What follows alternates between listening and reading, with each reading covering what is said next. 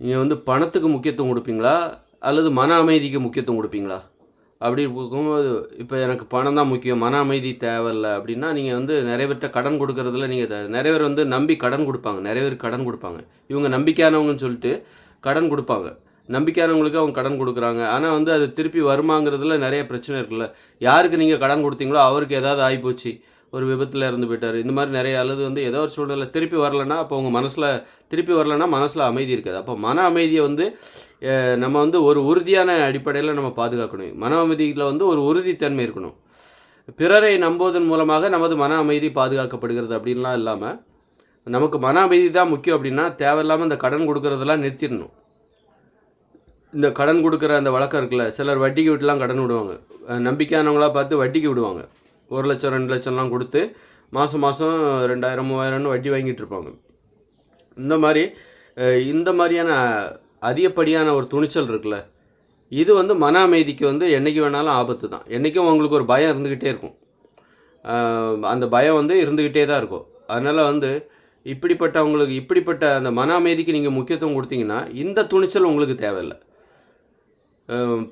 பிறர் தான் உங்கள் மன அமைதியை தீர்மானிக்கிறாங்கன்னு அர்த்தம். நீங்கள் நம்பி கடன் கொடுக்குறீங்க, அவங்க வந்து திருப்பி கொடுத்தாதான், கொடுத்துக்கிட்டு இருக்கிற வரைக்கும் தான், அந்த வட்டியை ஒழுங்காக கொடுத்துக்கிட்டு இருக்கிற வரைக்கும் தான் உங்களுக்கு வந்து அமைதி என்பது இருக்கும் அப்படிங்கிறது. அப்போ அவர் தான் உங்களுடைய மன அமைதியை தீர்மானிக்கிறார். ஒரு மாதம் தாமதமானாலே உங்களுக்கு சந்தேகம் வந்துடும், உங்கள் மனசில் அமைதி இல்லாமல் போயிடும்.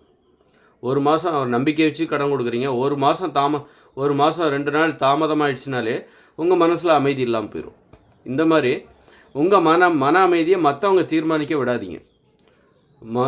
அதனால் வந்து இந்த மாதிரி அதிகப்படியான துணிச்சல்லேருந்து நீங்கள் உங்களை விடுவித்து கொள்ளுங்கள்.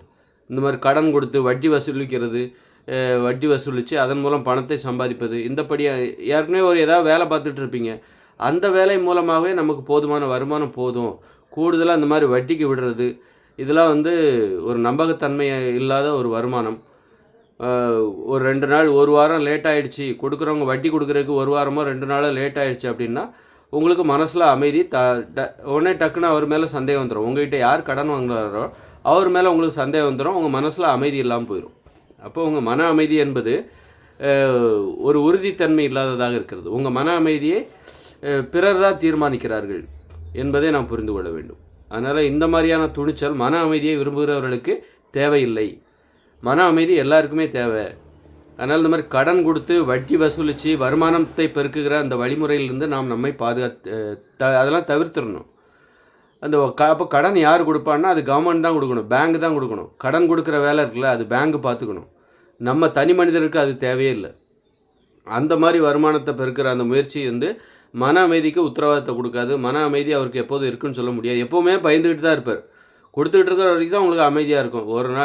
ஒரு மாதம் 2-3 தேதி தள்ளி போச்சுனாலே உங்களுக்கு அவர் மேலே சந்தேகம் வந்துடும், உங்களுக்கு மன அமைதி கெட்டு போயிடும். அதனால் இந்த மாதிரியான வருமானத்தை சம்பாதிக்கிற வழிங்கிறது இதை தவிர்த்து விட வேண்டும். கடன் கொடுத்து வட்டி மூலமாக வருமானத்தை பெருக்குகிற அந்த வழியை நாம் வந்து நம்பக்கூடாது. நம்பாமல் நம்ம ஏதாவது ஒரு தொழில் செஞ்சு இந்த மாதிரி வட்டி தொழில் செய்யாமல் பண்ணணும். அப்போ கடன் கொடுக்குற வேலையெல்லாம் அது பேங்க் பார்த்துக்கணும். முன்னாடிலாம் பார்த்தீங்கன்னா தனிநபர்கள் நிறைய ஃபைனான்ஸ் ஆரம்பித்து கடன் கொடுத்து வட்டி வசூலிச்சிட்டு இருந்தாங்க. அப்படிப்பட்ட தண்டல் ஒவ்வொரு நாளைக்கு டெய்லி கடையில் போய் 100 ரூபான்னு இந்த மாதிரி கடன் கொடுக்குற வழக்கம் முன்னாடி ரொம்ப அதிகமாக இருந்தது தனிநபர்கள். இப்போ அது குறைஞ்சிருச்சு. இப்போ அந்த வேலை எல்லாத்தையும் ஈஸியாக கடன் வேணுமா உடனே அதை பேங்க் மூலமாக வாங்கிக்கலாம். அப்போ பேங்க் தான் கடனே கொடுக்கணும், அது தனி மனிதர்கள் கொடுக்கக்கூடாது. அவங்க தான் வந்து தயவுதாட்சி இல்லாமல் அந்த கடனை வசூலிக்க அவங்களால தான் முடியும். நம்மளால் ஒரு தனி மனிதரால் கடனை வசூலிக்க முடியாது. இப்போ வந்து அடகு கடை வட்டி கடைலாம் வச்சு அவங்களாம் வந்து நகையை வாங்கிட்டு கொடுக்குறாங்க. அதனால் அவங்களுக்கு எந்த பிரச்சனையும் கிடையாது. முன்னாடிலாம் அடியாட்கள் வச்சுருப்பாங்க, கடனை வசூலிப்பதற்காக அடியாட்கள்லாம் வச்சுருப்பாங்க, இப்போ கூட இருக்கும். அதனால் இந்த கடன் கொடுக்கறது ரொம்ப ரிஸ்க்கான இது, மன அமைதிக்கு உத்தரவாதத்தை கொடுக்காது. அதனால் கடன் கொடுக்குற இந்த வேலையை தனிநபர்கள் வைத்து கொள்ளக்கூடாது. மன அமைதியை விரும்புகிறவர்கள் கடன் கொடுக்குற அந்த வழக்கம், வாங்குகிற வழக்கம், கடன் கொடுக்குற மட்டும் கிடையாது, வாங்குகிற வழக்கத்தையும் வச்சுக்கக்கூடாது. அதெல்லாம் வந்து ஒரு வங்கியோட வேலை, அது பேங்கோட வேலை, நம்ம வேலை கிடையாது அப்படின்னு நம்ம அப்போ தான் வந்து அமைதியாக பாதுகாக்க முடியும். மன அமைதி தான் முக்கியம் அப்படின்னு நினச்சா நம்ம இதை செய்யணும். இல்லை அதெல்லாம் இல்லை அப்படின்னு நீங்கள் தாராளமாக கடன் கொடுக்குறீங்க வாங்குறீங்கன்னா கண்டிப்பாக உங்களுக்கு மன அமைதினா என்னன்னே தெரியாது. மன அமைதி இல்லைன்னா உடம்புலேயே அமைதி இல்லாமல் போயிடும். ஏன்னா உடம்போட உடம்புல என்ன நடக்குதுங்கிறத தான் நம்ம மனசில் தெரிஞ்சுக்கிறோம். இப்போ மனசில் அமைதி இல்லைன்னா அப்போ உடம்புலே அமைதி இல்லை. இந்த உடம்புக்குள்ளே என்ன நடக்குது அப்படிங்கிறத தெரிஞ்சுக்கிற ஒரு ஊடகம் தான் இந்த மனம். அப்படி இருக்கும்போது இந்த மனசில் அமைதி இருந்துச்சுன்னா அந்த உடம்புல அமைதி இருக்குதுன்னு அர்த்தம். அப்போ மனசில் அமைதி இல்லைன்னா உடம்புலே அமைதி இல்லை. உடம்புல அமைதி இல்லைன்னா ஆரோக்கியம் குறைஞ்சிரும், தூக்கம் குறைஞ்சிரும், நோய்கள் வந்துவிடும். அதனால் ஒரு கட்டுப்பாட்டோடு இருக்கணும். இந்த கடன் கொடுக்குற அந்த வேலை இருக்குல்ல, அதெல்லாம் ஒரு மனிதர்களுக்கு ஒரு அதிக பிரசங்கித்தனமான ஒரு வேலை தான். அதை பேங்கு தான் செய்யணும். பேங்கு தான் அந்த வேலையை செய்யணும்.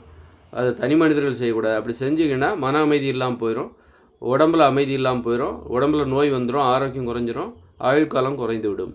அதுக்கு அதான் தண்டனை. அந்த அளவுக்கு அதிகமான அந்த துணிச்சலுக்கு நோய்களும் அதிக சீக்கிரமாக இறந்து விடுகிற அதுவும் தான், அந்த மரணம் தான் தண்டனையாக கிடைக்கும்.